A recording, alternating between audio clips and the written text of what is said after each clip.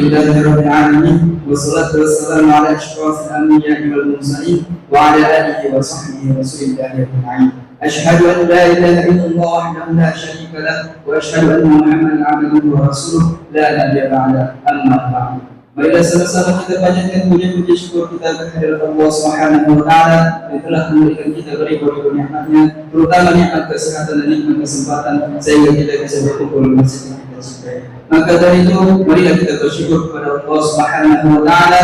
Alhamdulillahirabbil alamin. Salawat dan salam terhormat bagi Nabi besar Muhammad sallallahu alaihi wasallam. Allahumma shalli ala sayyidina Muhammad wa ala ali sayyidina Muhammad. Assalamu alayka ya Rasulullah. Al-Muhtaram Ustaz yang sudah hadir di hadapan kita bersama dan Bapak Ibu yang dirahmati Allah Subhanahu wa taala. Adapun pada malam yang berbahagia ini yaitu kajian wirid yang akan disampaikan oleh Ustaz Dr. Zulkarnain Umar Hafizahullah Ta'ala. Maka dari itu kita mulai kajian ini dengan bacaan Bismillahirrahmanirrahim. Kepada Ustaz Dr. Umar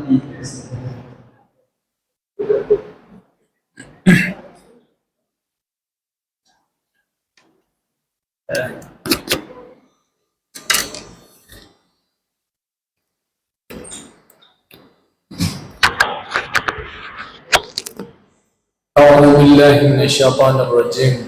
Bismillahirrahmanirrahim. Assalamualaikum warahmatullahi wabarakatuh.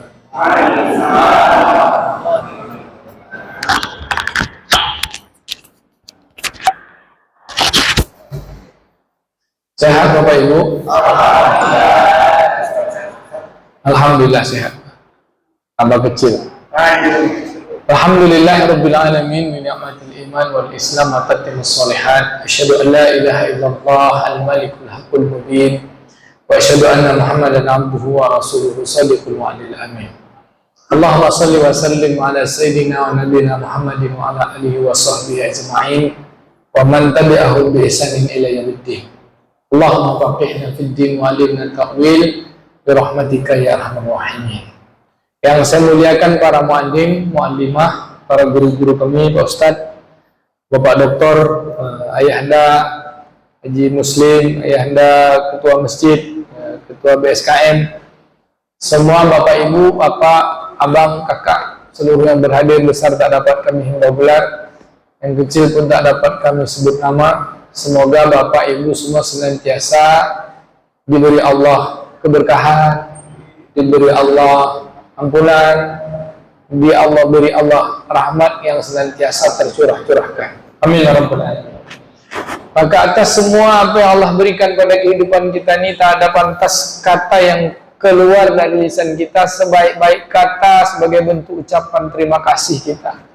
Dan dia adalah sebaik-baik doa, kata Nabi, afdalu doa alhamdulillah rabbil alamin. Dan sebaik-baik menumpang tuah.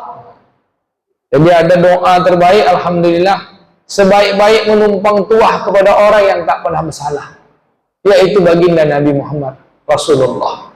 Maka tuahnya itu yang kita minta, agar kita menempel pada badannya syafaatnya kelak. Ucapan Allahumma shalli ala sayyidina Muhammad wa ala ali sayyidina Muhammad. Assalamualaikum ya Rasulullah. Malam hari ini malam 5 Zulhijjah menurut kalender saya, Pak. Kalender saya pakai satelit juga, 5 Zulhijjah. Kalendernya kalender Ru'yatul Hisab, Ru'yatul Hilal. Kalau kalender kalender Hisab sudah masuk 6 Zulhijjah. Yang jelas tak boleh berkelahi, ya Pak. Ustaz ikut yang mana? Saya ikut Ru'yatul Hilal. Bukan Ru'ya. Saya tidak ikut wukuf Arafah Mekah. Saya ikut 9 Zulhijjah. Nanti kita boleh diskusi. Kalau wukuf Arafah itu menjadi tanda 9 Zulhijjah, puasa Arafah, maka orang Papua tak bisa puasa. Karena ketika Arafah di Papua udah maghrib. Jadi puasa itu di 9 Zulhijjah. Dan perintah puasa 9 Zulhijjah, sunnahnya puasa 9 Zulhijjah itu sudah dikerjakan Nabi ketika tahun kedua Hijriah. Sedangkan perintah haji itu baru tahun ke-6 Hijriah. Wukuf Arafah itu baru pada tahun 10 Hijriah, yaitu ketika Nabi haji wada. Apa hubungan puasa Arafah dengan puasa 9 Zulhijjah? Kena dihitung mulai saat Nabi haji, sedangkan sebelumnya hanya puasa 9 Zulhijjah. Jadi kalau orang Saudi tak apa-apa, dia wukuf Arafah, yang tak haji dia puasa. Kalau kita puasa di sini 9 Zulhijjah menurut ru'yatul hilal. Apa beda ru'yatul hilal dengan hisab, Pak? Kalau hisab tuh wujudul hilal, dia tengok hilal tuh kalau udah jadi benih, dia baru benih aja, Pak, benih aja. Berarti udah bulan tuh. Tapi kalau ru'yatul hilal, benih belum dianggap bulan. Kalau udah muncul dia baru bulan. Jadi benih dengan muncul aja beda ya. Tapi insya Allah kita, kata Syekh Hisam kemarin, kita ikut yang mana Syekh? Ini kan urusan negara kan, jangan masa saya dibawa-bawa katanya. Saya kan orang Mesir. Yang jelas kata dia, sholat Idul Adha dan puasa Arafah itu hukumnya sunat. Berkelahi, bertengkar itu hukumnya haram. Menurut saya udah nggak usah raya aja, penting kalian tenang-tenang aja kata dia. Itu kata beliau. Jadi yang utama itu adalah jaga ukhuwah. Baik Bapak Ibu yang dimuliakan Allah, apa ngaji kita malam ini? Itu pengantar ya Pak. Saya rindu dengan Bapak Ibu semua. Udah hampir setahun kita tak ketemu kan. Nah, dulu masih gemuk, berat 73. Sekarang berat saya 54. Tapi sudah jadi anak muda.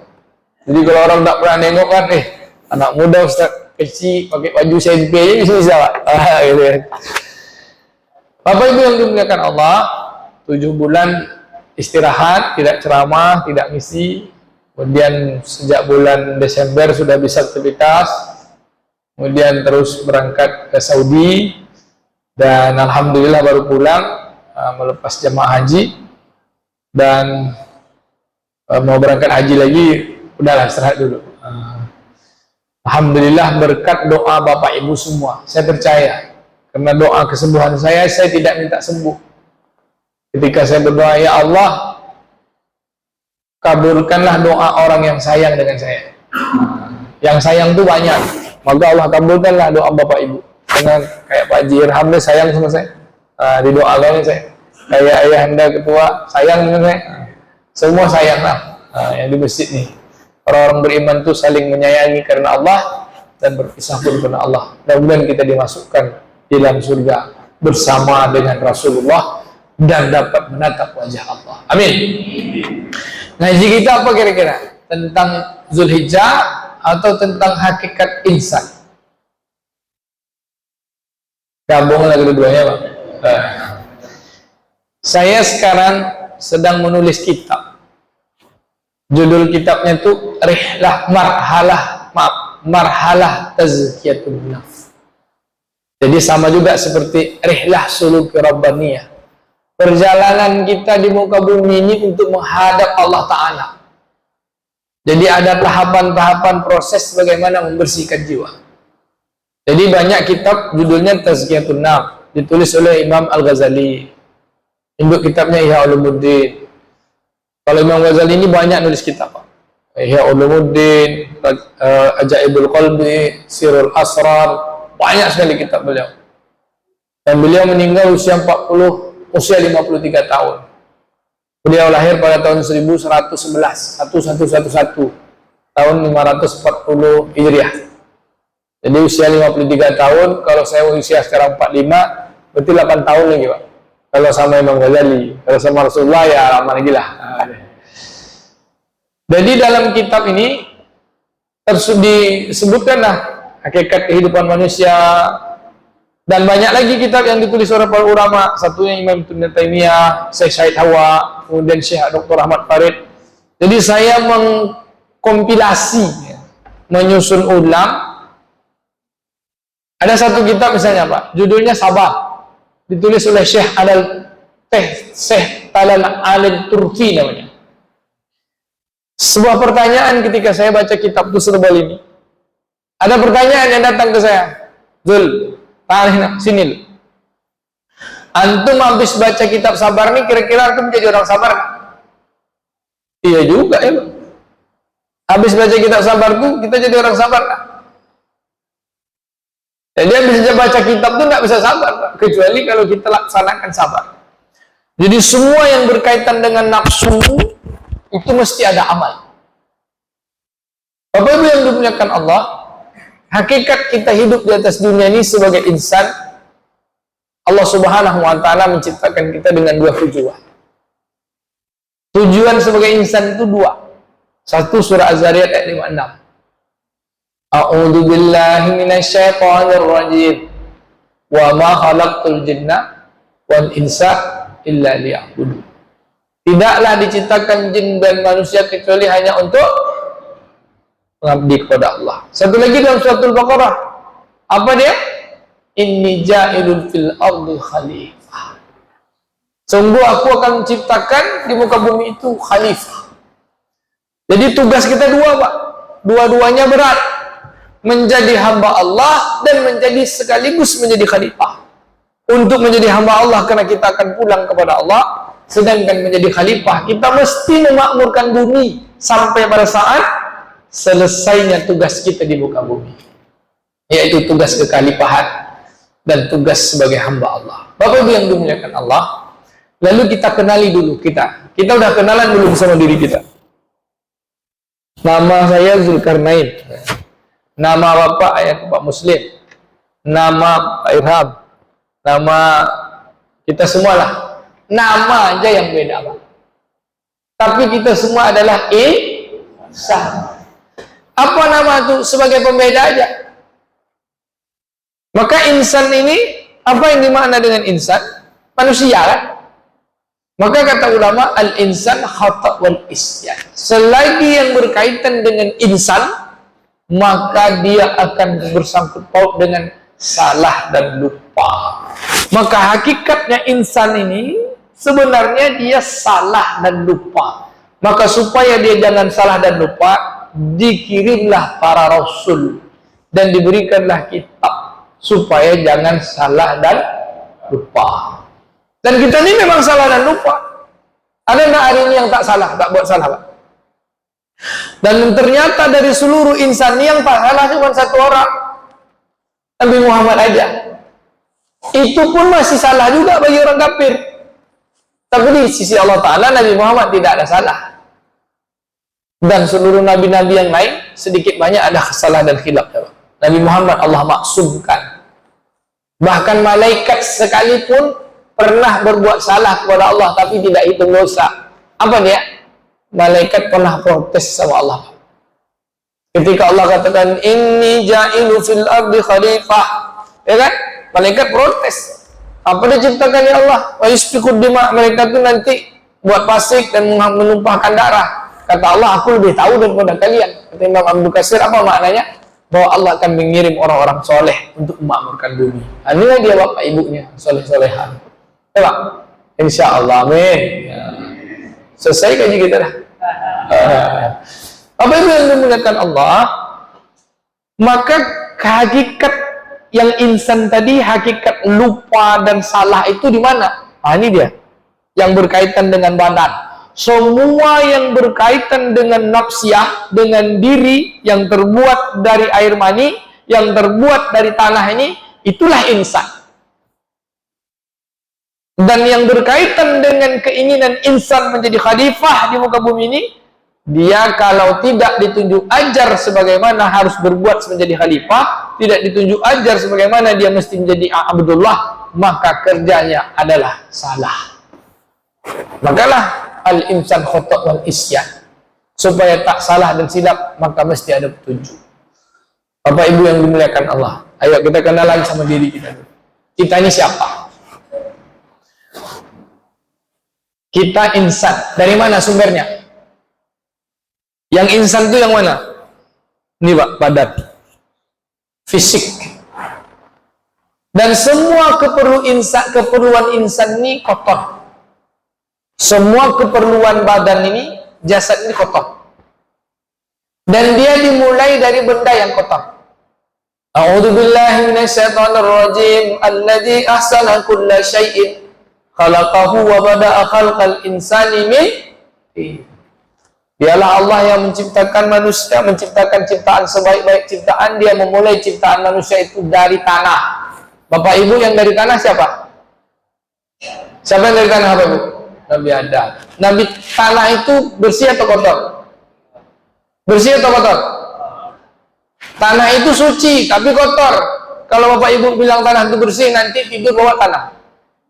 Bawa sambil tidur tuh, Pak. Ayah dah. Ambil sambil tidur, ini tanahnya bersih, kok tidur. Kita bilang, kaki bertanah, cuci dulu. Itu Nabi Adam dari tanah. Lalu kita lebih hina lagi daripada Nabi Adam. Summa ja'ala naslahu min sulalatin min ma'in mahin. Lalu kami jadikan manusia selanjutnya keturunan yang dari tanah itu dari air yang hina, min ma'in mahin. Air apa yang hina itu, Pak? Air mani. Dan air mani itulah dia yang menjadi benih. Inna khalaqanal insana min nutfah. Sesungguhnya kami menjadikan manusia itu dari benih nutfah. Amsaj, nutfah yang dicampur. Jadi dicampur bapak dengan ibu. Maka hebatnya bapak kasih ibu air mani, ibu kasih bapak bayi. Apa hebatnya bayi? Bapak kasih ibu air mani, ibu kasih bapak bayi. Bapak kasih ibu duit, ibu kasih bapak makanan. Bapak kasih hidup bapak untuk ibu, kan? Ibu akan kasih hati untuk bapak. Betul tuh. Itu. Jadi jangan sia-siakan ibu, Pak. Karena kalau tak ada ibu-ibu, tak ada lagi manusia. Bapak Ibu yang dimuliakan Allah Subhanahu wa taala, maka kita kenal insan. Dan Allah pernah tantang kita dalam Al-Qur'an. Sampai sekarang Allah tantang. A'udzubillahi minasyaitonir rajim. Suara saya tak sebagus suara Ustaz Eris. Tadi saya foto dia, saya kirim ke WA dia. Saya kirim. Apa kata Allah? Hal ata 'alal insani hinun minad dahri lam yakun syai'an madhkura. Bukankah dulu pernah datang kepada kamu, wahai manusia, satu masa, satu saat, satu tahun, dahri ini lebih pada tahun. Satu dulu masa yang dulu kalian tak pernah bisa disebut apa-apa. Lam yakun syai'an madhkura. Kamu tak bisa disebut apa-apa. Saya lahir tahun 79. Tahun 1399 Hijriah. Nah, sekarang udah 1444. Makanya 45. 1399 Hijriah. Tanggal 17 Syakban. Hari Jumat. Di catatan ayah saya, Pak. Catatan ayah saya tulisan Arab, Pak.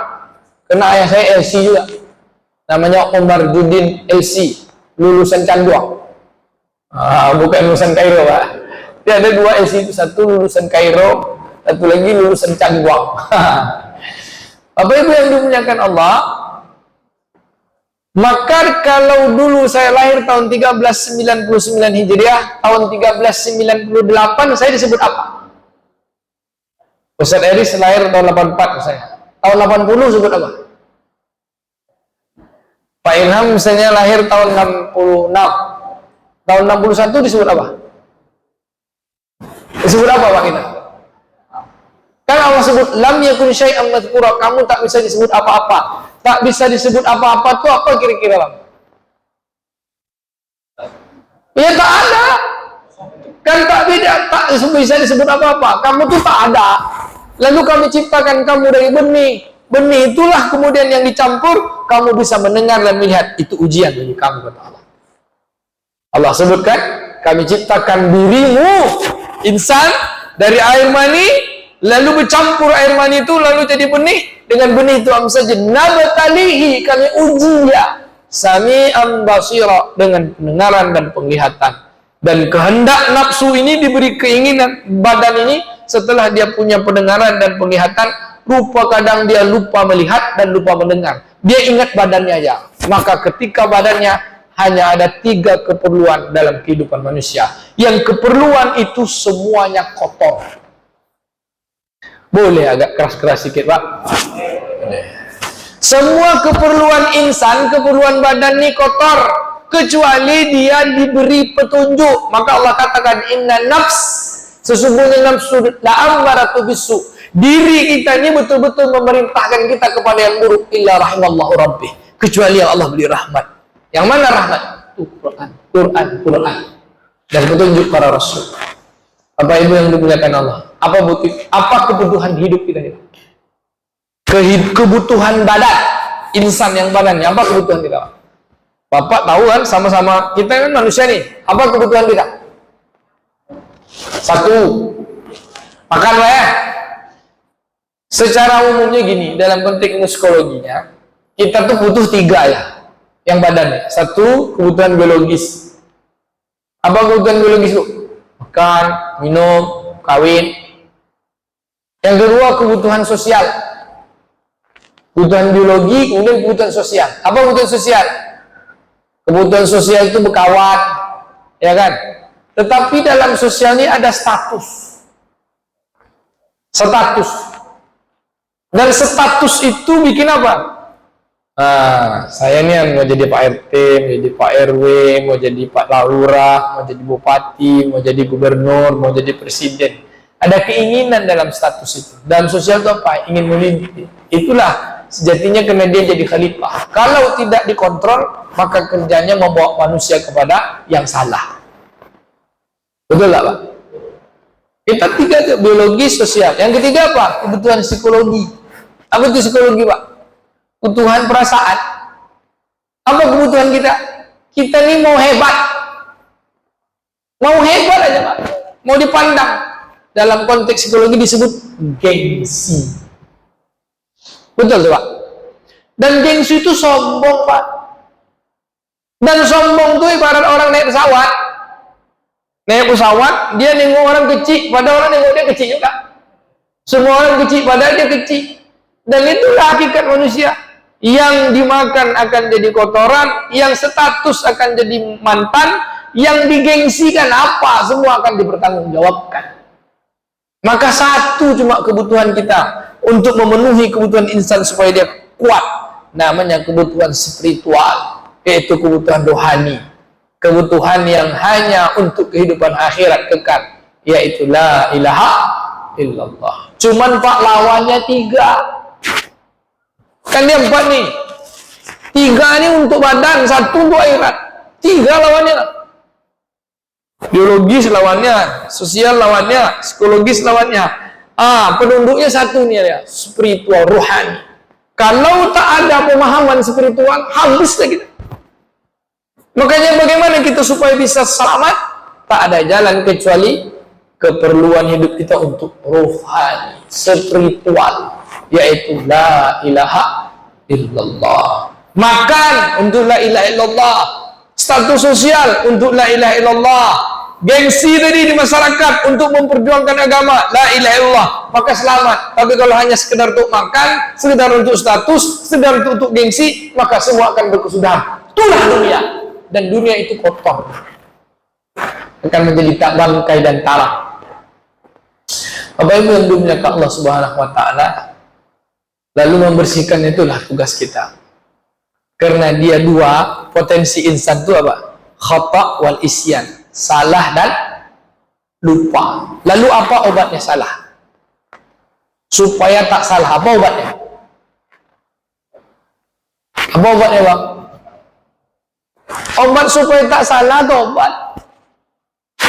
Dan kita kan tak pernah tak salah, salah terus. Maka tobat terus, berulang-ulang. Kena salah diulang-ulang, maka tobat diulang-ulang.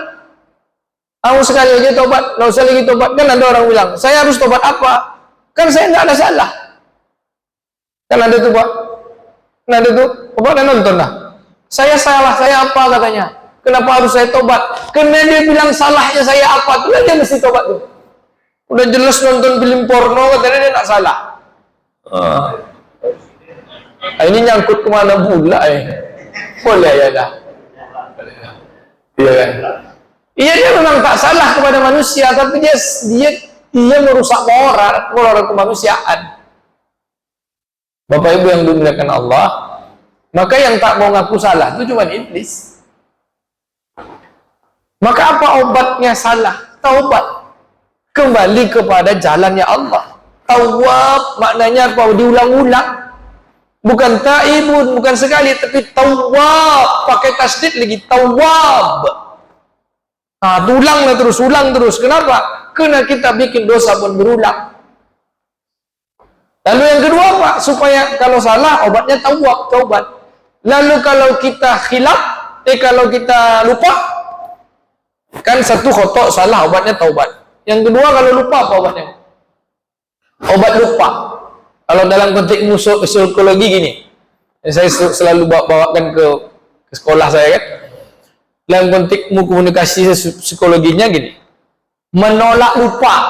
Apa cara menolak lupa supaya nggak pikun? Apa ayah anda muslim? Menolak lupa apa cara? Itu dia obatnya lupa. Tuh ingat. Lalu kalau kita salah obatnya taubat, kalau lupa obatnya ingat. Ingat tuh bahasa Arabnya apa? Zikir. Maka ketika kita tidak bertaubat dan tidak berzikir, itulah dia. Mulut salah cakap, mata salah tengok, telinga salah dengar, tangan salah gapai, kaki salah langkah, otak salah pikir, hati salah merasa, perut salah masukkan makanan, kemaluan pun tak memperhatikan. Semua akan dipertanggungjawabkan. Maka ayah bunda yang dimuliakan Allah, beban berat kita menjadi Abdullah dan Khalifah ternyata ada dua. Satu, mudah dibikin ringan oleh Allah. Satu, tetaplah taubat. Yang kedua, tetaplah berzikir. Ingat. Karena Allah perintahkan itu paling banyak dalam Quran. Ya Allah perintah taubat orang bersalah atau orang beriman, Pak?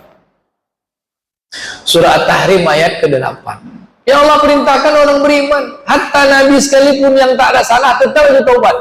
A'udzubillahi minasyaitonirrajim. Ya ayyuhalladzina amanu tubu ilallah taubatan nasuha. Hai orang beriman, kata Allah, taubatlah kepada Allah dengan taubat yang sebenar taubat. Artinya kalau sudah berada di jalan Allah, tetap harus di jalan Allah. Kalau lupa balik lagi. Kalau lupa balik lagi. Itulah dia tawab, lupa. Macam mana cara supaya tak lupa? Zikir. Lalu ada amalan untuk obat taubat dan zikir itu satu Allah kasih. Sekaligus dapat menebus keduanya. Apa dia? Salat. Maka kata Nabi, perhatikan. Kalau mau jadi insan yang benar, perhatikan sholat. Maka nanti di akhirat yang pertama kali dihisab adalah sholat. Kalau sholatnya baik, maka baik seluruh amalnya. Kalau sholatnya rusak, maka rusak amalnya. Bapak ibu di sini ada yang calon caleg tak? Kalau ada caleg sini Pak, maka pilih yang sholat. Dan sholatnya berkualitas. Sholat berkualitas itu dilihat dari dua sholat. Sholat subuh dan sholat isya. Jadi kalau tak sholat subuh, tu usah pilih lagi. Tapi pas nak dipilih aja dia sholat subuh, wasip pilih tak lagi dia sholat subuh. Apa tidak tu Pak? Ini dia. Jadi sholat subuh itu penanda kata Nabi, inna aqala alal munafiqin sholat al-isya wa sholatil fajar. Sholat yang paling berat bagi orang munafik itu sholat isya dan sholat subuh. Kalaulah kalian tahu pahala sholat isya subuh, maka kalian pergi ke masjid merangkak. Kenapa mesti merangkak? Karena nanti di akhirat tak ada lagi yang bisa menolong kecuali pertolongan Allah. Dan pertolongan Allah itu kepada kita melalui sholat kita. Fi wujuhim asari sujud. Wajah mereka keluar tanda bekas sujud, yaitu cahaya.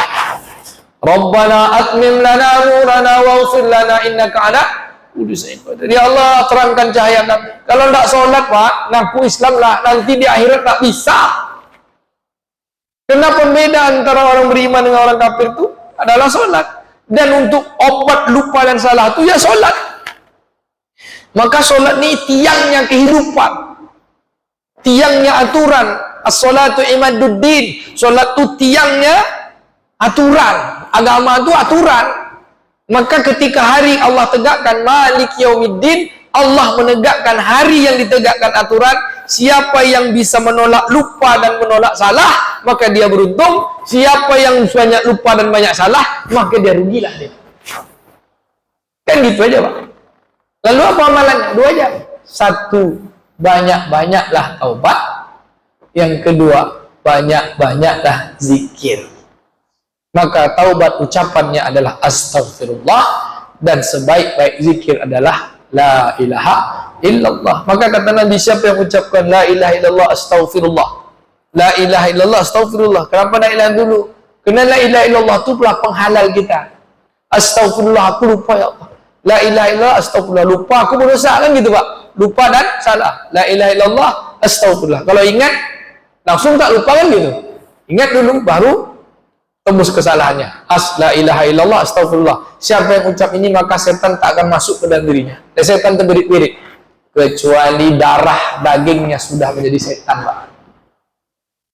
Jadi dirinya yang menjadi setan.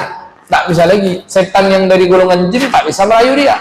Tapi kalau dirinya jadi setan, walaupun dia ucap la ilaha illallah astagfirullah, tidak akan pergi setan itu sebelum dia betul-betul duduk di atas kalimat astagfirullah itu. Dan duduk di atas kalimat la ilaha illallah. Maka Bapak Ibu yang dimuliakan Allah, hakikat sebagai Abdullah adalah beribadah kepada Allah. Hakikat sebagai khalifah, ayo kita makmurkan bumi ini, Pak. Dengan cara apa? Dengan cara melanjutkan kehidupan, keperluan-keperluan kita. Dua aja kata ulama. Jadi khalifah itu tolong menolong dengan cara memberi makan. Maka masuklah kita. Hakikat bulan Zulhijjah ini adalah hakikat perjalanan Abdullah dan khalifah sekaligus. Kata Nabi SAW, min ayyam afdal amalan soleh ahabba ilallah min hadil ayyam al-asyar. Tidak ada hari dalam setahun. Setahun berapa hari, Pak? 365 hari. Dari setahun itu ada amal yang paling hebat, afdal amalan soleh, sangat hebat beramal soleh, ahabba ilallah, sangat lagi dicintai Allah. Apa maknanya? Yakni ayyaman asyara Zulhijjah, yaitu hari-hari 10 awal bulan Zulhijjah. Kata sahabat, secintanya Allah Ta'ala, macam mana dengan orang berjihad? Qalu ya Rasulullah, wala jihad. Kata Nabi, qala Rasulullah, wala jihad illa man kharaja min baiti wa nafsi wa malhi wa lam yarji bi syai'in. Kecuali orang yang berjihad itu berangkat, bawaannya hartanya dengan badannya, lalu mati dia, menjadi mati dalam syahid, mati dalam peperangan, yaitu menjadi syuhada. Maka amalan yang Allah cintai di bulan Zulhijjah ini, hakikatnya pahalanya sama dengan dapat pahala mati syahid. Pertanyaannya, orang mati syahid itu langsung masuk surga atau dihisab, Pak? Langsung masuk surga. Nah, kenapa Allah Subhanahu wa Ta'ala memberi amalan tidak perlu mati kita, tapi amalnya diberikan ganjaran seperti mati syahid, supaya kita sempurna betul menutup tahun. Fungsi sebagai Abdullah jalan, fungsi sebagai khalifah jalan, dan rukun kehidupan dinul Islam itu sempurnanya itu di bulan Zulhijjah. Apa yang paling istimewa di bulan Zulhijjah, Pak? Bu, Pak, kalau saya sebut bulan Desember apa yang terkenal? Ini saya gabung ya materinya, ikat insan dengan sekaligus ya pembersihnya. Kalau disebut bulan Desember, apa-apa ingat, Pak? Tahun baru kan? Nah, tahun baru dan liburan, ya kan, Bu? Kalau dah liburan ceritanya jalan-jalan, betul? Kalau disebut bulan Zulhijjah, terkenal nggak Ibu kalau sebentar lagi tahun baru? Jujur aja lah, enggak kan? Nah, terkenal nggak kalau mau jalan-jalan? Padahal bulan Zulhijjah itu adalah akhir tahun, dan perjalanan kalau kita bulan Desember sebentar lagi tahun baru, dan kita targetkan bulan Desember jalan-jalan, jalan-jalannya mubah, Pak. Tapi kalau jalan-jalan bulan Zulhijjah, hukumnya wajib. Nama perjalanan Zulhijjah, rihlah suluk rabbaniyah, perjalanan haji. Dan haji itu maknanya memang berjalan, berkunjung ke Baitullah. Maka hukum berkunjung ke Baitullah itu wajib sekali seumur hidup, minimal sekali ke seumur hidup. Bapak Ibu, apa syarat kewajibannya? Allah katakan, a'udzubillahi minasyaitonir rajim, walillahi 'alan nasi hajjul bait man istata'a ilaihi sabila wa man kafara fa innallaha ghaniyyun 'anil 'alamin. Dan Allah mewajibkan dengan kalimat walillah. Apa makna walillah, Pak? Sumpah tuh, Pak. Dan hanya karena Allah, pakai hati naik haji itu. Kalau udah naik haji itu pakai hati, pasti Allah punya cara. Bagaimana caranya? Pakai hati, pergilah kunjungi Baitullah dengan hati kita. Man istito'a, bagi siapa yang mempersiapkan, bukan hanya sekedar sanggup, tapi persiapkan. Hatinya dulu siapkan. Kalau tak ada duit, kata Allah, siapa yang ingkar, karena tak punya keinginan, tidak punya niat itu, kalau ingkar, Allah maha kaya. Kalau tak punya duit, Allah kayakan, Pak. Kalau sakit, Allah sehatkan. Kenapa? Innallaha ghaniyun 'anil 'alamin. Allah Maha Kaya lagi Maha Mengetahui. Jadi tergantung niat. Bapak Ibu, kalau Bapak Ibu ingin ke Mekah, berangkat haji, inilah amalan paling istimewa di bulan Zulhijjah. Apa? Karena kita bertemu dengan Allah sebagai Abdullah. Belajar pakai kain kapan, Pak? Ada orang berjalan aja hidupnya di muka bumi ini, Pak. Berjalan maksud saya itu sibuk dengan kebutuhan biologis, sibuk dengan kebutuhan sosial tadi, sibuk dengan kebutuhan psikologis, terus saja berjalan. Dia tak tahu tujuannya kemana. Padahal rumah yang dia mau singgah itu sudah di depan mukanya. Masih juga berjalan. Tapi rumah tempat singgah dia lupa, Pak. Kan banyak orang berjalan. Tanya, sampai umur 70 mau ngapa, Bapak? Ibu, umur 80, Bapak Ibu mau ngapa? Kan sibuk berjalan aja. Padahal ada rumah yang pasti kita singgah. Apa dia? Kubur. Ada nggak kita nih yang panggil anak-anak kita umur 40, 45 yang sebaik-sebaik saya nih? Coba tanya. Nanti kalau udah tua tuh apa yang kamu cita-citakan? Semakin tua kalau cinta dengan dunia, kata Nabi, penyakit orang tua tuh apa? Pelit dan suka mengumpulkan harta. Makin tua makin pelit dan makin suka mengumpulkan harta. Betul juga. Lah ponek ning krojo, Iku ada gunanya kok kumpul, Pak. Sampai yang ini ada gunanya. Enggak bapak-bapak sini, orang tua yang disebut Nabi itulah. Bapak-bapak sini enggak ada. Yang udah di rumah itu udah disedekahkan semua tuh. Bu, yang sayang, baju ibu yang dulu ibu masih muda tuh, tak ibu pakai lagi, sedekahkan aja lah. Ini karena ini sayang, ganti juga. Sedekah, kalau ibu simpan-simpan, jadi rongsokan aja. Tapi kalau ibu sedekahkan, dia akan jadi harta yang dibawa. Duluan dia berangkat. Kenapa? Karena dia akan menunggu kita, insya Allah.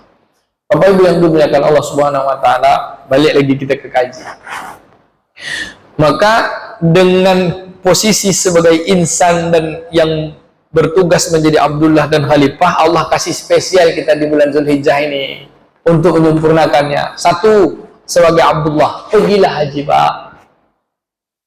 Pakai apa? Pakai hati. Kalau Bapak tak ada duit, Allah berangkatkan.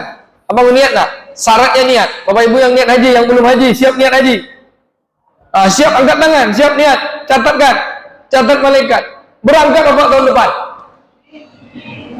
Serius.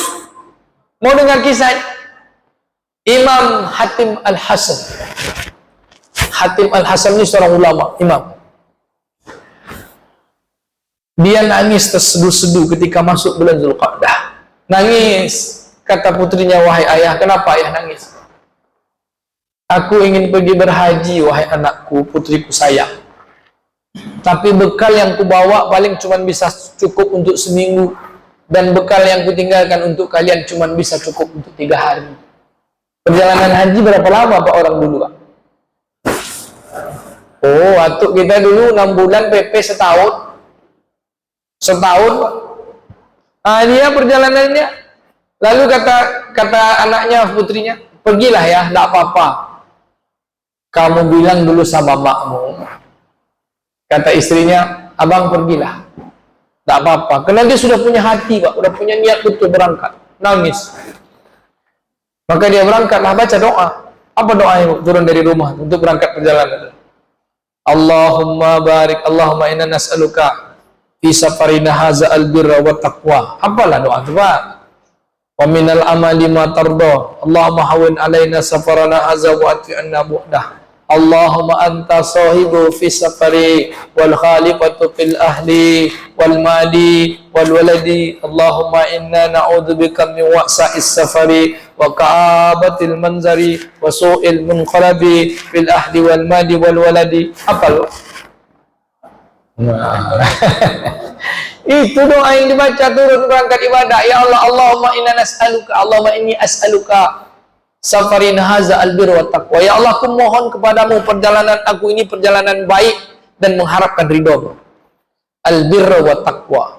Wa minal amali ma tarda, dan perbuatan yang engkau ridhoi. Allahumma hawin alaina safarana haza wa ati anna bu'dah. Ya Allah, mudahkanlah perjalananku. Kalau dia jauh, singkatkan. Kalau dia lama, pendek. Kalau dia jauh, pendekkan. Kalau dia lama, singkatkan. Allahumma anta sahibu fis safari. engkaulah sahabatku dalam perjalanan ini. Wal khalifatu fil ahli, dan engkau pula lah khalifah, penggantiku dalam keluargaku. Kita potong sampai sini. Maka berjalanlah Imam Hatim al-Hasham tadi bersama rombongan. Dalam 3 hari perjalanan, keluarga di rumah udah kelaparan, Pak, habis dah bekal. Dan beliau tinggal berapa hari perjalanan ini?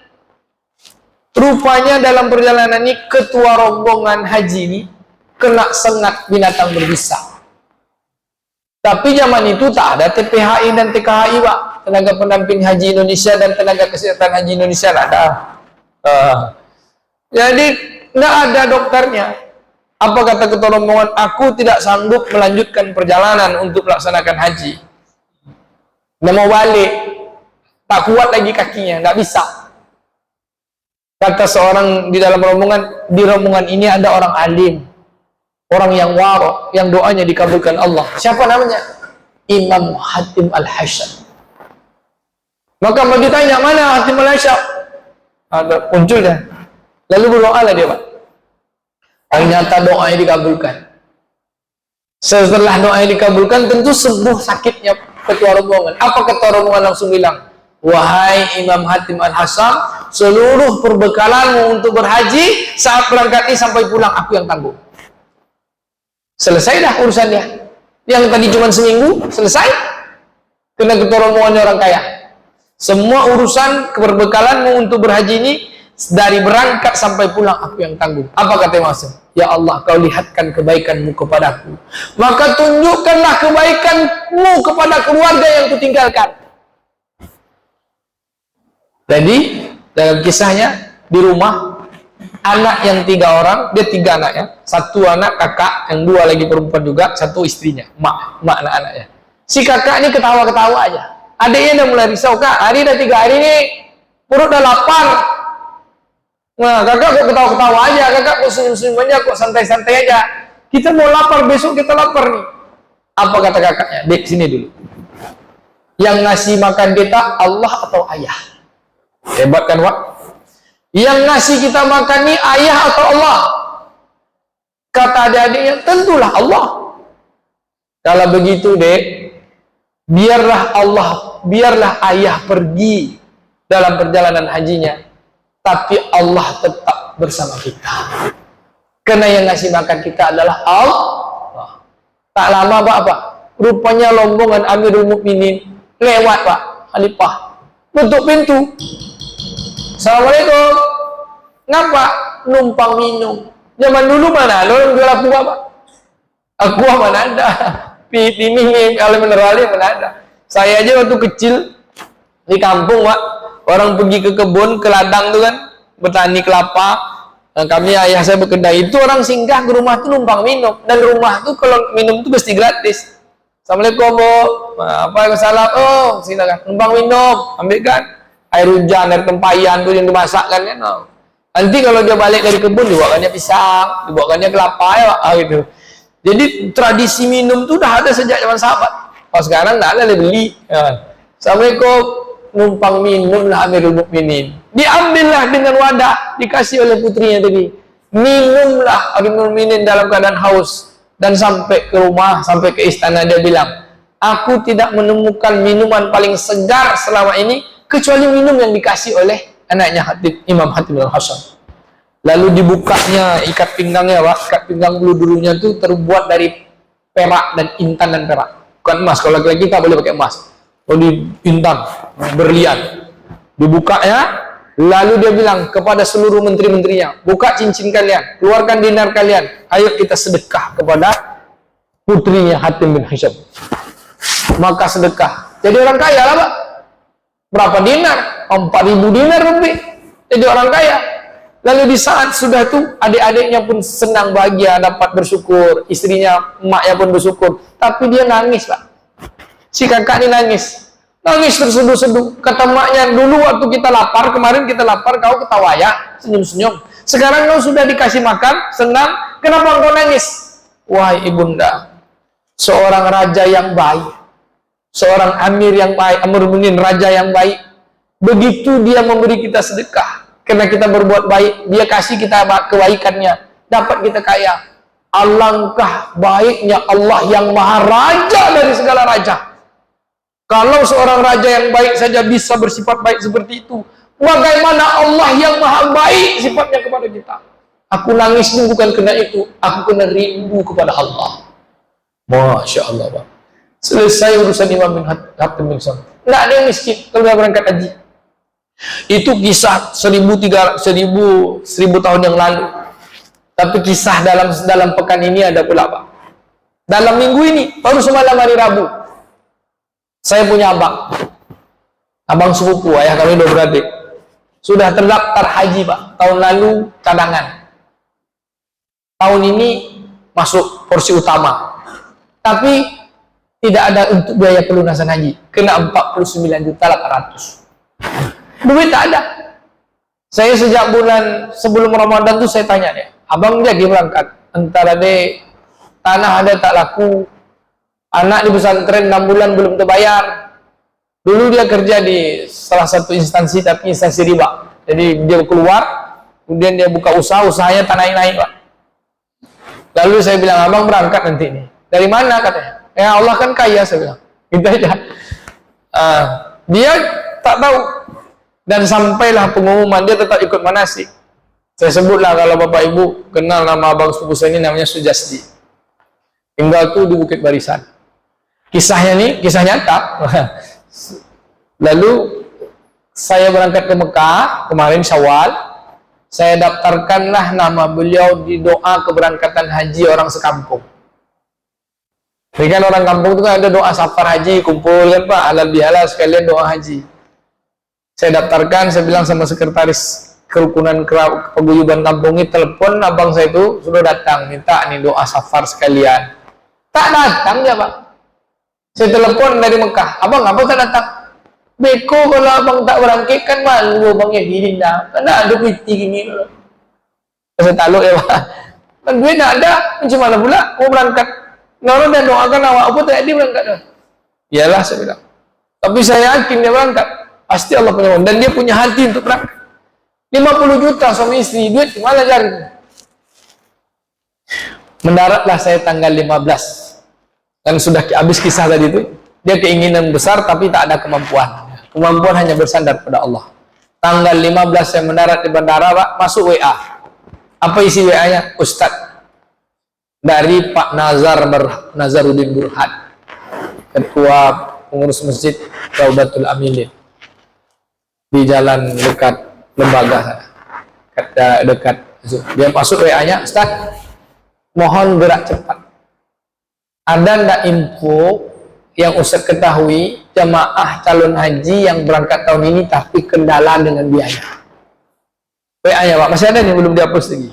Pas selesai salat maghrib, saya bilang, Waalaikumsalam, ayah enggak, ada abang sepupu saya, ini nomornya, ini profil dia. Dia tanya, Ustadz masih di Mekah? Enggak, saya sudah landing di Pekanbaru. Oke, bersabar kita, santai sedikit, besok pagi kami survei ke rumahnya. Survei Pak. Pak Azhar survei dengan temannya, dan Pak Zulhaq. Mungkin yang kenal Pak Zulhaq. Beliau orang-orang pensiunan Chat Altek. Sampai ke rumah abang saya tuh, tengok. Oh iyalah.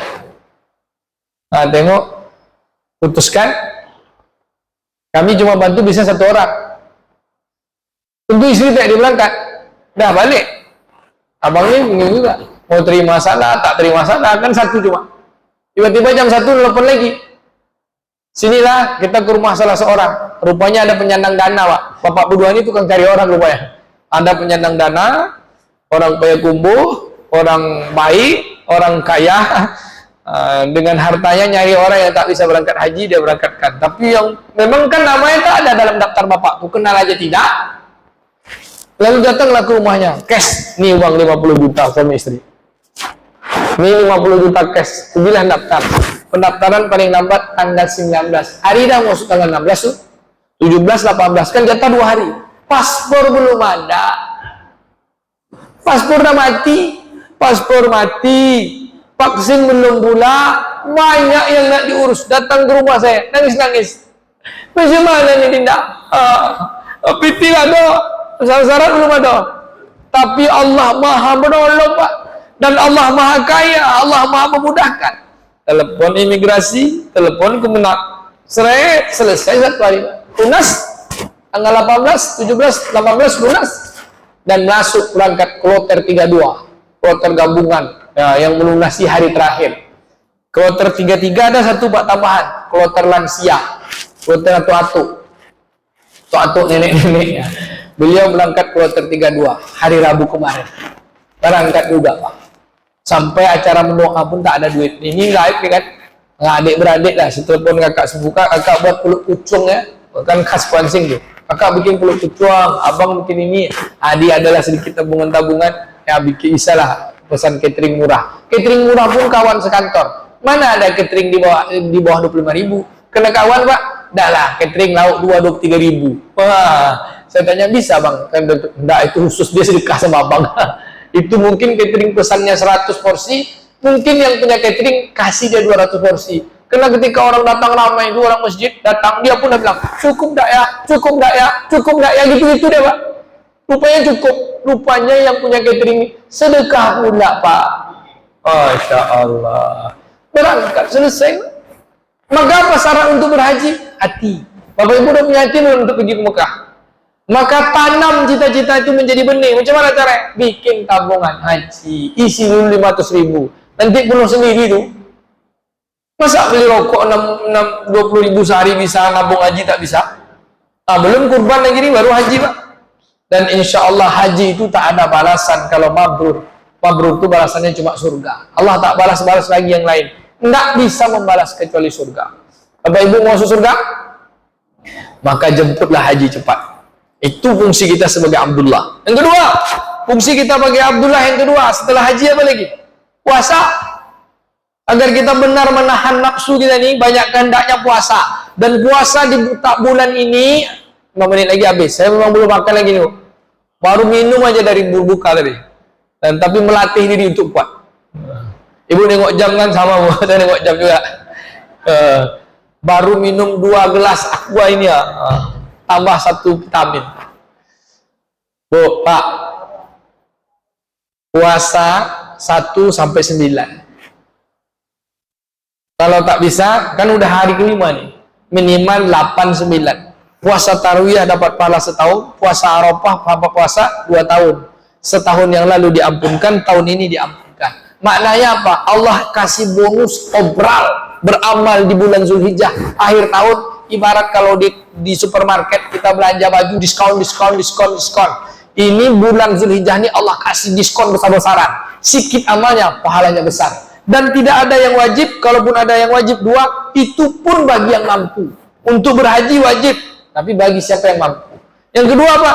Berkurban. Itu pun bagi yang mampu. Sekarang puasa, apa kemampuannya? Sehat. Ibu apa sehat kan? Minimal puasa 8-9 bisa? Tarwiyah dan Arafah. Kapan tuh? Rabu Kamis. Kalau bapak Selasa Rabu. Selasa Rabu. Kalau bapak rayanya Rabu, tentu Senin Selasa. Yang Muhammadiyah Senin Selasa. Yang ikut ijtima ulama, ijtima semua Papua MUI nanti. Berarti Selasa Rabu. Senin Selasa atau Selasa Rabu. Puasalah 2 hari, Tarwiyah dan Arafah. Tidak bisa juga Tarwiyah Arafah, minimal khatib turun dari khutbah. Jadi puasa dari subuh sampai khatib turun dari khutbah. Tak bisa juga turun dari khutbah tuh mati aja lah. Ini puasa. Fadilahnya luar biasa. Fadilahnya mati syahid. Yang orang mati syahid itu langsung masuk surga. Tidak ada terima catatan amal, tidak ada gitu. Orang masuk surga di akhirat Tuhan, di hari kiamat kita itu hanya 3 posisi. 1 orang masuk surga langsung tanpa terima amal. 1 orang masuk neraka. Jadi 2 golongan. Yang pertama masuk surga langsung, masuk neraka langsung. Masuk surga langsung itu golongannya 4. Minan nabiyyin wasidikin wasuhada wasolihin. Kita masuklah insyaallah orang soleh itu. Amin. Orang syahid dah bulan ini dikasih syahid. Golongan yang masuk neraka langsung orang kafir, orang munafik langsung tuh. Orang munafik enggak, orang munafik ditimbang amalnya. Munafik itu dipanggil juga. Orang kafir langsung. Baru yang kedua kelompok orang yang ditimbang amalnya, mengaku beriman ditimbang amalnya. Yang ketiga orang yang diputuskan Allah hak prerogatif Allah sendiri. Siapa mereka? Orang yang tak sempat kenal agama, orang yang wafat ketika bayi, yaitu hak prerogatif Allah Ta'ala. Allah punya hak di situ. Dalam hadis Abu Hurairah. Maka Bapak Ibu yang dimuliakan Allah, puasalah. Puasa ini sehat. Yang ketiga apa lagi? Amalan yang hebat. Untuk yang tadi menjadi Abdullah. Sekarang masuk amalan untuk menjadi khalifah. Apa amalan khalifah? Makmurkan bumi dengan cara apa? Manusia tak boleh habis. Bagaimana cara mempertahankan manusia? Makan. Coba kalau manusia lapar, mati ya Pak? Jadi untuk mempertahankan manusia itu dua cuma, silaturahim dan makan. Dan di dalam kurban itu mengandung dua amalan besar. Satu silaturahim, yang kedua memberi makan. Maka berkurbanlah. Allah katakan, inna a'tainakal kautsar. Sungguh banyak nikmat Allah. Fasholli li rabbika, salat sebagai hamba Allah, dan berkurbanlah untuk membuktikan bahwa kecintaan kalian terhadap dunia ini tidak ada apa-apa, semua mencintai karena Allah. Lalu kurbanlah, dan itu pun untuk kalian juga. Siapa yang menolak ini, kata Allah, inna syani'aka huwal abtar. Kalau menolak, aku tak pandang, putus dia dari pandangan Allah. Tuh, banyak tak nikmat Allah dalam hidup kita? Banyak. Bisa dihitung nggak? Enggak. Satu nikmat yang kita sepelekan, yang kadang kita nggak itu, nikmat kentut. Coba dokter, kentut. Bu, kalau kan kita kentut sekarang nggak ada bayar, asal kentut aja, pot, gitu kan. Rupanya di balik kentut itu ada kesehatan. Satu, kentut itu kan mengandung belerang Pak, senyawa belerang. Dan ternyata senyawa belerang itu obat kulit. Maka orang, kenapa? Udah dibuktikan oleh Nabi Nuh alaihissalam di BRI kapalnya, semua orang kena wabah penyakit kulit, sembuhnya kena dengan okok tadi. Sembuh, ya kan? Sembuh begitu Allah Ta'ala melihatkan. Jadi kentut kita itu Pak, nikmat. Coba Bapak tak bisa kentut 3 hari, apa yang terjadi? Kata kiai saya dulu, Kiai Mukhlisud, kalau adalah satu orang wali kota tak bisa kentut 2 minggu, masuk rumah sakit, rupanya kata Pak Dokter, Pak, Bapak baru bisa kentut, kena Bapak ini kena naik asam lambung, gembung perut, terlalu banyak memikirkan tugas kerja, syaratnya Bapak berhenti jadi wali kota. Karena kalau Bapak tetap jadi di kota, Bapak tak bisa kentut. Kira-kira wali kota itu milih kentut atau milih jadi wali kota? Kalau pilih wali kota mati dia, kalau pilih kentut hidup dia. Kira-kira mana pilih? Pilih kentut kan? Berarti kentut lebih hebat pada wali kota. Iya. Kenapa? Karena nikmat dalam badan ini tidak ada sama bandingannya dengan nikmat di luar badan. Maka kurban, kata Allah, kurban, sembelih, sholatlah dan berkurbanlah, sembelihlah hewan. Bukti kecintaan kita kepada Allah, karena nikmat Allah banyak. Kentut kita baca, nih air mata kita berkedip. Coba Allah tahan kedipan mata kita 2 jam. Nggak bisa berkedip, apa yang terjadi Pak? Meleleh air mata, pergi ke dokter, kena 5 juta, duit tak ada, minjam gitu Pak, demi bisa berkedip. Sekarang kedip bayarlah. Kambing 2.500.000 tak bisa dia beli. Rumahnya ada Fortuner, suaminya pakai Fortuner, suaminya pakai Land Cruiser, istrinya pakai Fortuner, anaknya pakai Expander. Hendak berkorban ya dong. Astagfirullahaladzim, ini teler namanya ini Bu. Tapi kalau di rumah tuh Land Cruiser tak ada, Expander tak ada, Fortuner pun tak ada. Kami cuma punya blender yang tak apa-apa lah kalau tak korban. Cuma blender dia punya. Jadi hukum kurban itu apa? Wajib bagi yang mampu. Kemampuannya itu apa? Kata Imam Syafi'i, kalau di rumah kita ada barang yang lebih mahal daripada kambing, maka baginya wajib berkurban. Kata Nabi, siapa yang sanggup berkurban lalu dia tak berkurban, wala taqraban musallana, jangan dekati tempat sholat kami. Bahkan dalam hadis yang lain, falaisa minni, dia tak masuk pada golongan kami. Berarti tidak, bukan umat. Jadi ukurannya apa? Ada barang di rumah Pak Ibu nak yang mahal daripada kambing? Banyak. Kursi, HP, Honda. HP ini berapa satu? 4 juta Pak, baru beli nih. 4.800.000. Secondnya 4 juta lah. Jual HP itu 4 juta kan? 2.600.000 kurban. 1.400.000 beli HP second. Kan masih punya HP. Honda berapa? 10 juta. Jual 2.600.000 tuh kurban. Yang 7.400.000 lagi beli Honda second. Masih punya Honda. Ini punya mobil, punya ini, astagfirullah. Merokok sehari 20.000. Setahun, sebulan berapa? 600. Setahun berapa? Dapat 2 ekor kambing tuh, Pak. 3 ekor kambing. Jadi kalau orang yang merokok banyak nih, Pak, tak ikut kurban, dipertanyakan juga nih. Pak, udah berapa jumlah ikut kurban kita, Pak? 19 ekor lah. Alhamdulillah. 14 ekor. Yang nama sini ada yang ikut kurban ya? Kalau tidak ada kita korbankan. Itu hakikatnya apa? Satu sebagai hamba Allah, yang kedua sebagai khalifah. Itu apa? Memberi makan. Maka pada hari-hari yang terbilang, Allah katakan, wazkurismallahi fi ayyamin ma'dudat. Pada hari-hari yang terbilang, berzikirlah kepada Allah. Mana hari yang terbilang, Bu? 10, 11, 12, 13. Apa zikirnya? Takbir. Dan dia zikir muqayyad. Kalau 1 sampai 9 itu mutlak, boleh lakukan mutlak ini kan, kayak kita sunat mutlak lah. Tapi kalau sudah muqayyad berarti dah ditetapkan. Maka bertakbir di hari 10 hingga 13 itu adalah zikir muqayyad. Takbir Allahu Akbar, Allahu Akbar. Dan puncaknya di hari tasyrik. Apa amalan hari tasyrik? Hari tasyrik adalah, kata Nabi, hari makan dan minum. Saum wat'an, hari makan dan minum. Jadi kalau hari selama ini puasa dapat pahala, hari itu makan dapat pahala. Siapa yang puasa berdosa. Apa maknanya kira-kira, Pak? Makan dapat pahala, puasa berdosa. Apa maknanya, Bu?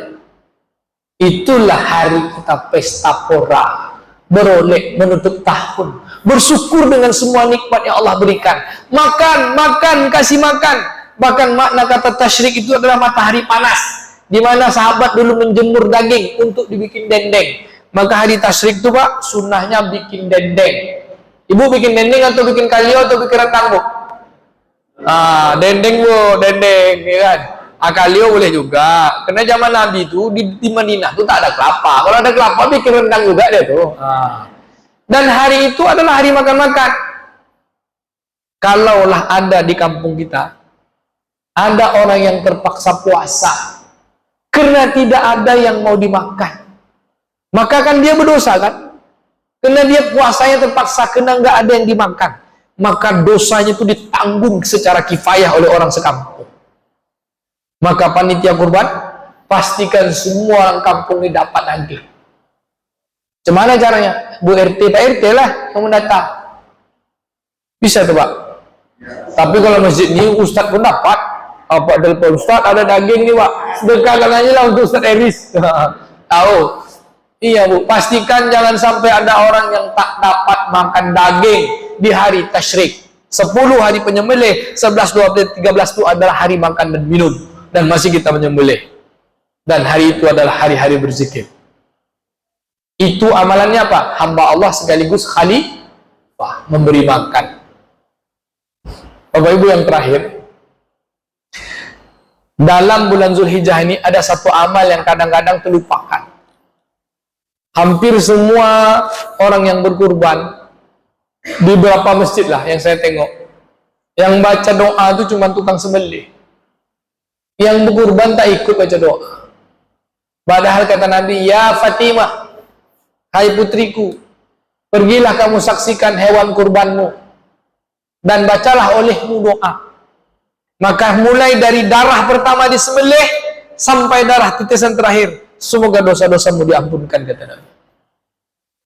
Maka bacalah Bismillahi Allahu Akbar, Allahumma minka walaka, Allahumma taqabbal minni, inna salati wa nusuki wa mahyaya wa mamati lillahi rabbil alamin. Ini hadis ini dua beda, Pak. Satu hadis dari Imam Muslim, satu lagi dari Fatimah. Yang dari Fatimah ini tambahan inna sholati wa nusuki itu. Karena Nabi suruh, pergilah kamu tengok hewan kurban kamu disembelih. Selama ini ada baca itu enggak, Pak? Ada, Pak, ya? Dituntun kan? Ya, alhamdulillah. Masih hafal, Bu, doanya? Bismillahirrahmanirrahim, Allahu Akbar, Allahumma minka walaka, Allahumma taqabbal minni, inna sholati wa nusuki. Minimalnya Allahumma taqabbal minni, ya Allah terimalah korban kami. Inna salati wa nusuki, minimalnya. Bapak Ibu yang dimuliakan Allah Ta'ala, maka hari ini adalah hari-hari terbaik. Maka jangan lewatkan Karena hanya ada 10 hari yang Allah suka dari 365 hari. Tapi kata Imam Ibn Rajab Al-Hambali, 10 hari siang, 10 hari malam. 10 hari siang di awal Zulhijjah, 10 hari malam di akhir bulan Ramadan. Ada Lailatul Qadar, dan 10 hari terakhir di awal Zulhijjah ada hari Arafah. Hari di mana Allah mengampunkan semua dosa orang yang berwukuf di Arafah. Hari di mana Allah membebaskan manusia dari neraka. Hari di mana iblis menyesal. Kenapa? Karena semua orang wukuf di Arafah itu diampuni Allah.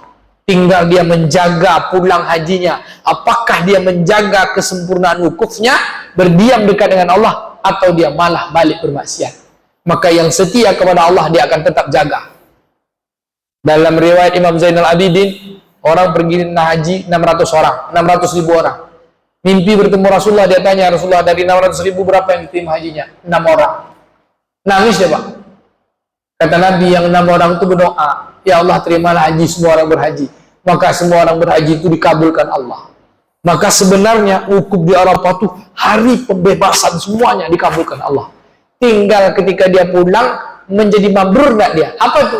Berubah perangai menjadi orang yang setia kepada Allah. Jadi menjaganya itu berat, Pak. Menjemputnya dan menjaganya. Maka Bapak Ibu yang dimuliakan Allah, selesai kaji kita malam ini. Al-insan sekaligus alhamdulillah dan khalifah dengan seperangkat amal. Maka Bapak Ibu yang PNS, yang bergaji 3 juta, yang merokok 20.000, kalau memang tak ikut korban memang keterlaluan lah. Ikutlah korban, Pak. Minimal satu rumah satu kambing. Satu rumah satu kambing. Nah, kalau tak ada, jual kursi itu, beli nanti. Ganti kursi, meja, HP, jual, Pak. Nanti diganti Allah Ta'ala. Lebih hebat daripada itu. Contoh abang sepupu saya tadi, tak yakin berangkat, Allah berangkatkan. Kisah lama dulu Imam Hatim Al-Hasham. Allah punya rahasia. Kalau Ustadz gimana pula ceritanya? Saya berangkat ke Mekah sejak 2012 sampai kemarin. Dan belum pernah pakai duit sendiri, Pak. Dan ketika haji reguler pun saya daftar mau jadi jemaah, Pak. Daftar 2010, keluar porsi 2019. Saya mau jadi jemaah sama dengan Pak Haji, satu rombongan. Tapi sampai di Madinah ada orang ngasih duit segepok ini, segini ya, segini, Pak, di atas kaki saya. Katanya, ini pegang, tapi tolongnya jadi pembimbing. Itu dia. Awalnya jadi karom aja untuk 2 rombongan, tapi sampai Madinah, tolongnya jadi pembimbing. Dikasih tuh. Rupanya ongkos haji saya dibalikkan. Syaratnya jadi pembimbing. Kata istri saya, nih kan jadi pembimbing lagi. 2015 saya bawa jamaah dengan istri, tapi istri saya tak saya perhatikan, Pak, sibuk ngurus jemaah aja. Sampai asrama haji Batam merajuk ya, Pak. Kalau macam ini saya takkan lagi pergi sama abang. Orang aja diurus. Awak nyiapkan sarapan, abang tak datang-datang. Sampai di Batam diremas tangan saya. Kalau abang kayak gini juga lagi tak mau diikut. Kemarin pas haji 2019, pas dapat uang dikasih orang tuh, kan kata dia jadi petugas lagi, santai ya lah saya bilang. Nah, ini Allah Ta'ala nih, macam mana kita nolak? Macam mana cara supaya dia nggak merajuk, Pak? Pegang dia, kemana aja, Pak, bawa dia. Kemana aja saya bawa, tak ada lagi. Sampai dia bilang, Abi romantis deh. Ya, padahal takut hilang.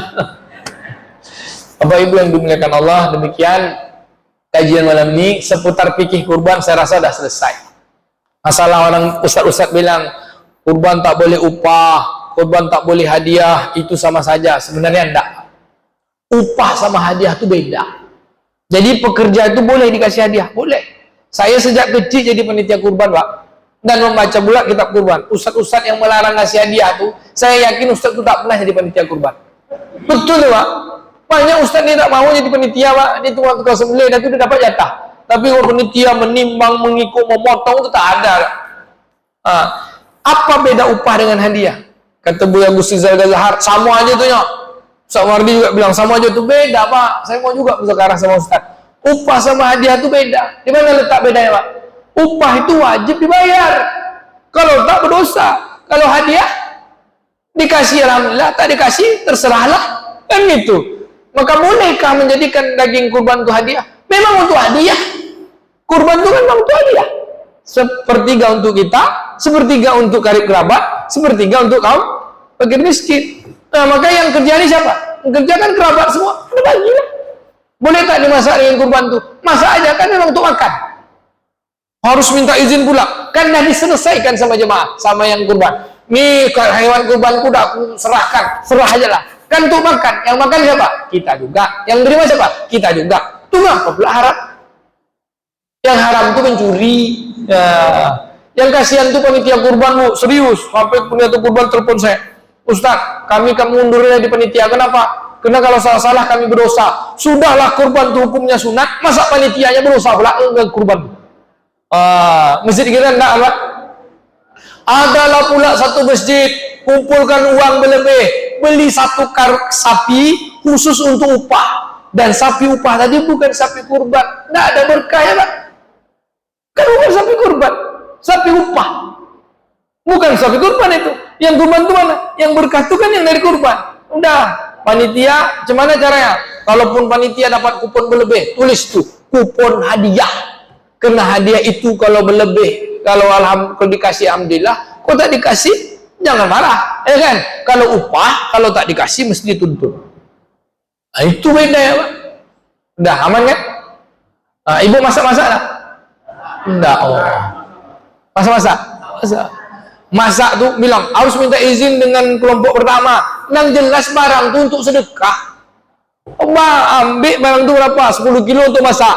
Yang jatah untuk peserta kurban berapa? Peserta kurban kan paling banyak 2 kilo, 3 kilo kan Pak?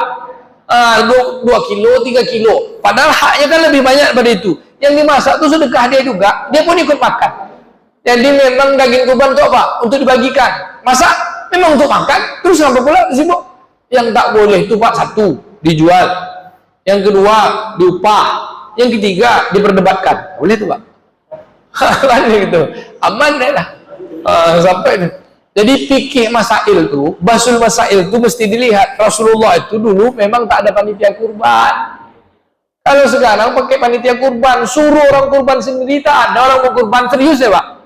Coba lah Bapak kurban sendiri di rumah, sembelih sendiri, potong sendiri, bagi sendiri, ancang kurban dan ancang kirim kemana-mana. Akhirnya kampung kita tak ada kurban. Inilah kreasinya orang Indonesia, berkurban dengan berjamaah pakai panitia. Kurban di Mekah Pak, saya potong kambing 147 ekor, kambing itu tak kemana-mana, tak tahu kita, hilang. Jadi aman aja Bapak ya. Ada pertanyaan apa? Hah? Saya kan? Yang masak-masak, ibu bikin sup-sup. Jangan lupa untuk Ustadz ya Bu. Maksudnya Ustadz yang tinggal di sini, Ustadz Eris. Ya. Demikian, mohon maaf. Terima kasih atas segala perhatian. Saya kalau udah ceramah nih hilang lapar ya Pak. Subhanallah. Insyaallah ya Pak. Insyaallah kita berkah. Jemput amal-amal kita. Yang paling ditekankan 2 tadi. Menolak lupa, salah dengan istighfar, lupa dengan zikir, dan 2 itulah dia, la ilaha illallah, astaghfirullah. Dan alat sebaik-baik alatnya adalah sholat. Subhanakallahumma wa bihamdika, asyhadu an la ilaha illa anta, nastaghfiruka wa natubu ilaik. Wassalamualaikum warahmatullahi wabarakatuh.